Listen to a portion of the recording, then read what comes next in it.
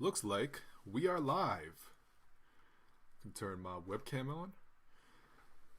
Welcome. Hello. Happy Halloween. Hello everyone. Welcome to the OneClass channel. My name is Millen and I am a software engineering student at Carleton University here in Ottawa, Canada. Today we will be going over some commonly asked questions in mathematics at mostly the high school level. If you need some homework help or you need some tutoring, check out the links in the description below. Now it is Halloween, so I wanted to make today's stream a little bit more special, so I did dress up in my Halloween costume. I am a crossing guard, because gotta make sure no one ever crosses me, or when things get crossed, they are crossed properly. Alright, cool. Let's start off with some mathematic magic. Sounds like a fun time. Okay, awesome. So let's take a look at this question. The first question that we have on the stream today. The question asking, what is the discriminant? Now, that might be an intimidating looking word, but it is really fairly simple. So let's think about, what is a discriminant? Well, the discriminant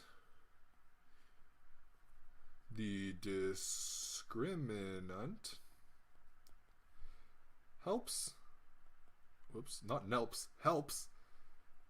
tell us how many real roots our quadratic has.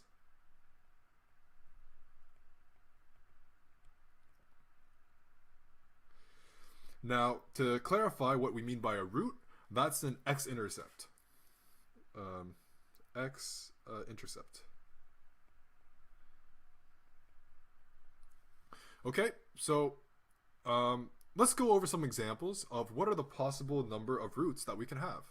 And then we'll get into how the discriminant can tell us what's going on, and how the discriminant can tell us how many roots we can expect.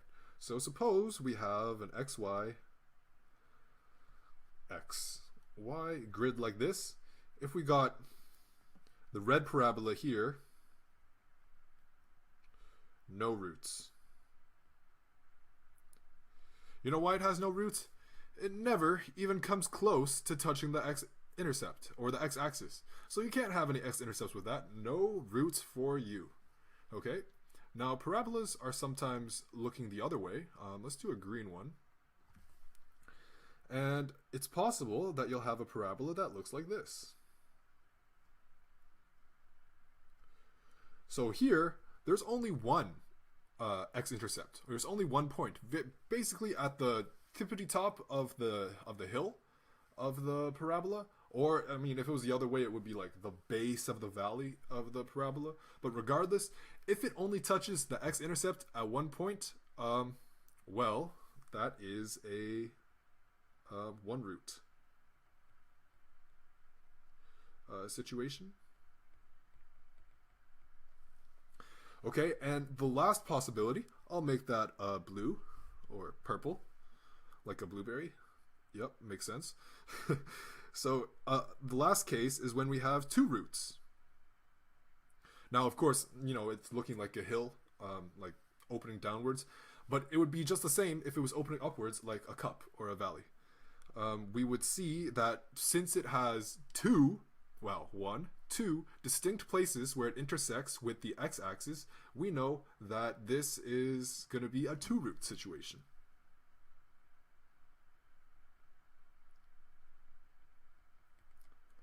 Now let's think, would it be possible to have a three-root situation?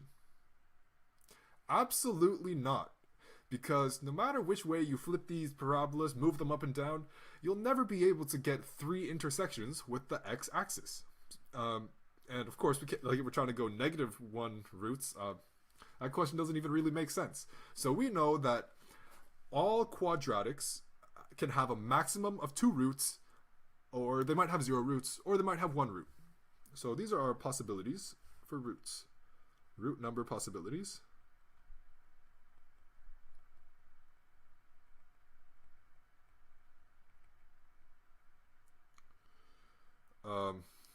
One. Nope. Gotta consider 0. 0, 1, or 2 roots. Never 3, never 4, never more than 2, and definitely never any negative number of roots. Let's not even think about that. That's a little too wild. Okay, that's a lot of fun stuff. Now, how does this discriminant tell us how many roots there are?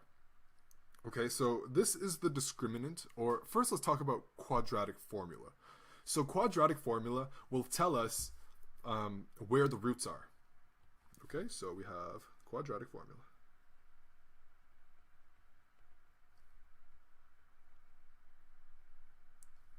Quadratic formula tells us the x-intercepts.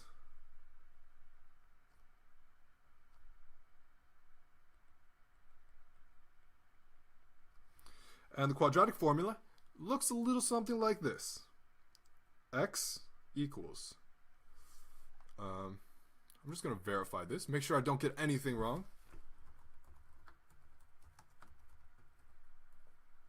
Because, you know, no matter how sharp you are with your math, if you copy down the equation wrong, you'll be in trouble. So we got negative b plus minus b squared minus 4ac over 2a. Okay, quadratic formula, super duper useful. Just keep it in mind. I'm gonna extend this the page horizontally. Okay, no worries. So this is what our quadratic formula is, and this tells us what our roots are. Now let's pay close attention to this little plus minus here. Okay, now there's gonna be situations where we're gonna have 2 possible roots, and this plus minus will give us, like, it will give us this one, and it will give us, like, on this blue, I'm trying to make my brush a little bit more visible. See this one and this one? We can find those out because of the plus minus. But what we're mostly interested in for the discriminant is right here. Okay, so going back to my pencil. So this is quadratic formula. Oops, let's get the brush instead. It's a little thicker. This is the discriminant. Discriminant. It looks a little something like this. It's basically just what's underneath the root of the quadratic formula. So it is really just b squared minus 4ac. Okay. First, okay, let's rewind a second. Let's figure out what is our a, b, and c.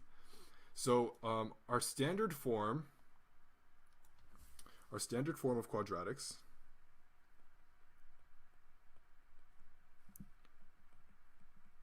looks a little something like this.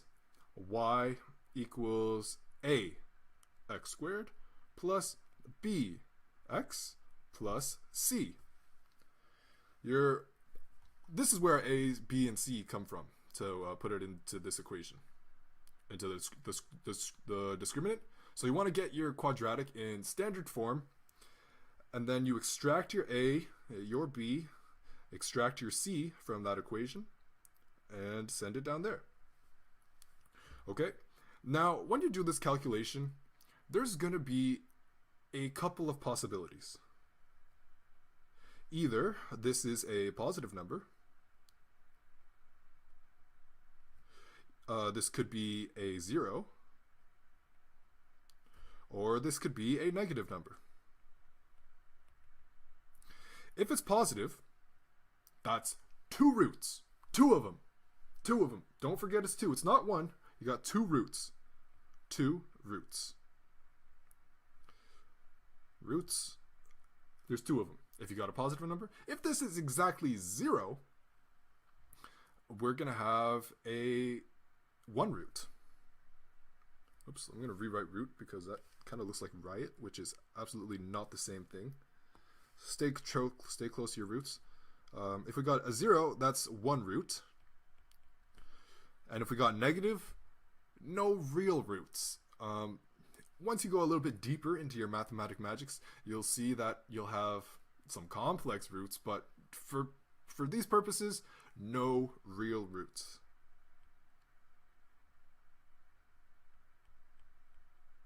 But you can just write no roots because real or not real, imaginary, you don't need to worry about that for now.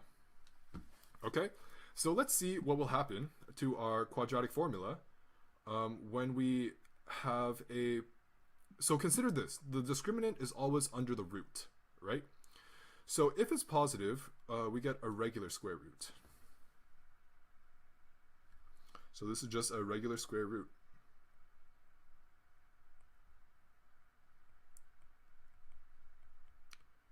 A square root, and that will give you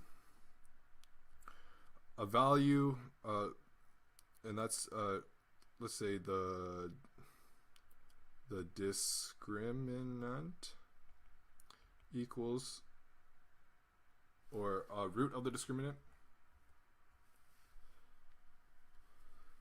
Let's put this under the root, is equal to positive number. Okay, now if our discriminant calculation is 0, b squared minus 4ac, if that whole thing is 0, we got 0 under the root equals 0. Okay, now if it's negative, hey, what happens if you take a negative, the square root of a negative number? You know what you get? You get trouble, because this is complex, and if you're just learning about discriminants, you probably don't need to worry about complex numbers for now. So this is just like no roots, or not real. It's not even real. Where are the roots? They're not real. They're imaginary. It's incompatible with, for now, let's just say the square root of a negative number is not real. Not even real. I don't want to see nothing about that, okay? So imagine this, okay? So if it's positive, we got a regular number here. So we got like b, negative b plus minus a regular number divided by a. That's going to give us two options, meaning two x values where we have roots, or x-intercepts. So that's what's going to happen if we have a positive number in over here. Under the b squared minus 4ac, under that root, positive number, we're going to have two options for x, and that's going to come out in our quadratic formula. Let's say we got 0. We got an entire 0 under the root. We got minus b plus minus 0. Psh, ignore that. It's just going to be negative b over 2a, and that's going to be the only root that matters in the event that our discriminant is 0. Now, if we have a discriminant under the root here that is negative, that's trouble. That's not even real. We can just say discriminant is negative. We ain't got no roots nowhere around here. I forgot my roots if we got a negative discriminant. Okay, so that is why discriminant is useful. It can basically tell us how many roots we got, depending on the positiveness, the negativeness, or the zeroness of the discriminant. Sounds good? Sounds good to me. This is a fun time. Yeah, mathematic magic. It's a beautiful thing. And I guess they do have an example here where we get a positive discriminant. That would correspond to a double root, or not double root, a pair of roots for that particular curve. And if we were to plot this with a equals 6, b equals 10, c equals negative 1, that would be a two-root situation, because that discriminant is positive. Oh, and they graph that out.